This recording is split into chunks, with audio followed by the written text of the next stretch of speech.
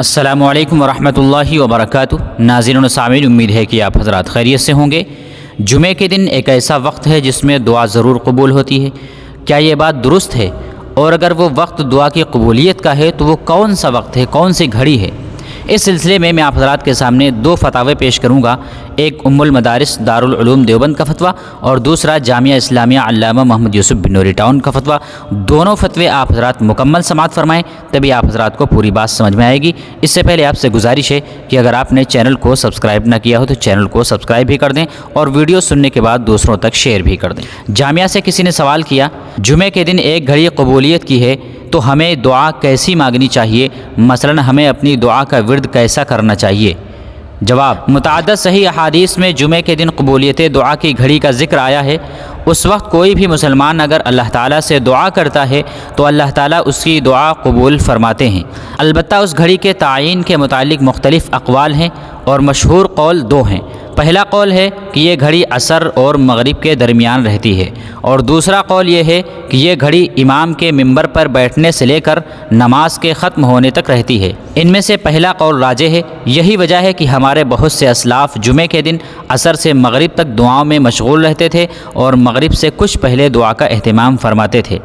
اس لیے جمعے کے دن عصر سے مغرب تک یا مغرب سے کچھ پہلے دعاؤں کا اہتمام کرنا چاہیے، خصوصاً درود شریف کا ورد زیادہ کرنا چاہیے۔ واللہ عالم۔ دارالفتاح جامعہ اسلامیہ علامہ محمد یوسف بنوری ٹاؤن۔ اب میں آپ حضرات کی خدمت میں دارالعلوم دیوبند کا فتویٰ پیش کرنے جا رہا ہوں، اسے بھی سماعت فرما لیں۔ سوال: اسلاف کے نزدیک جمعے کا دن بہت اہمیت کا حامل تھا۔ بعض نے تو یہاں تک کہا کہ جس کے لیے جمعے کا دن درست ہو گیا اس کے ہفتے کے سارے ہی دن درست ہو جائیں گے۔ جمعے کے روز بھی عصر کے بعد کا وقت انتہائی قیمتی شمار ہوتا ہے، خصوصاً اس کی آخری گھڑیاں۔ ابن القیم رحمہ اللہ اس بارے میں کہتے ہیں، اور یہ قبولیت کی گھڑی عصر کے بعد کی آخری گھڑی ہے جس کی تعظیم ساری ملتوں کے لوگ کرتے ہیں۔ مفضل بن فضالہ جب جمعے کے دن نماز عصر پڑھ لیتے تو مسجد کے کسی خالی کونے میں تنہا بیٹھ جاتے اور مسلسل دعائیں کرتے رہتے یہاں تک کہ سورج غروب ہو جاتا۔ طاؤس بن کیسان جب جمعے کے روز عصر کی نماز ادا کر لیتے تو قبلے کی جانب ہو کر بیٹھ جاتے اور مغرب تک کسی سے بھی کوئی بات نہ کرتے، گویا سارا وقت مسلسل دعا میں گزارتے۔ سعید بن جبیر جب جمعے کے روز عصر کی نماز پڑھ لیتے تو مغرب تک وہ کسی سے کوئی بات نہ کرتے، یعنی وہ دعا کرنے میں ہی مشغول رہتے۔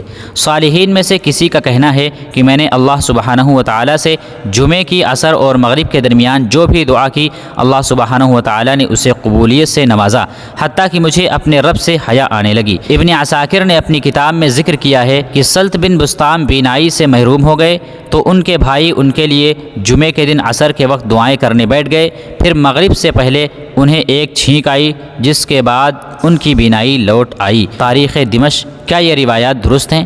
یہ دارالعلوم دیوبند سے سوال کیا تھا۔ اب دارالعلوم دیوبند نے اس کا کیا جواب دیا ہے وہ بھی ملاحظہ فرما لیں۔ جواب: بسم اللہ الرحمن الرحیم۔ متعدد صحیح احادیث میں جمعے کے دن قبولیت دعا کی گھڑی کا ذکر آیا ہے۔